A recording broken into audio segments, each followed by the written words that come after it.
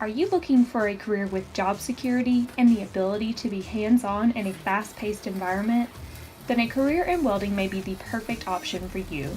Jefferson State Community College offers a 2-year associate's degree in welding that will help jumpstart your career in a satisfying and high-demand industry. This is the welding program at Jefferson State Community College. We offer a 2-year associate's degree program. We offer morning and evening classes. Career opportunities are automotive, shipyard work, structural steel, military, and working on the pipeline. While some welders choose to learn the trade on the job, many employers prefer candidates with formal training.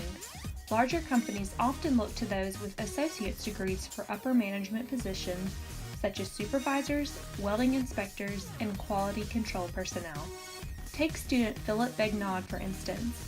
With years of experience, he chose to go back to school to expand his welding career opportunities. My name's Philip. I've been in the welding industry for going on 11 years. I did X-ray, and I come over here to JeffState to get my associate's degree in welding program here with Danny Taylor, and to further my education, and plan on getting my CWI as soon as I graduate next year. Because almost every form of industry uses welding at some stage of manufacturing, the demand for welders is high. Are you ready to jumpstart your career in this exciting industry?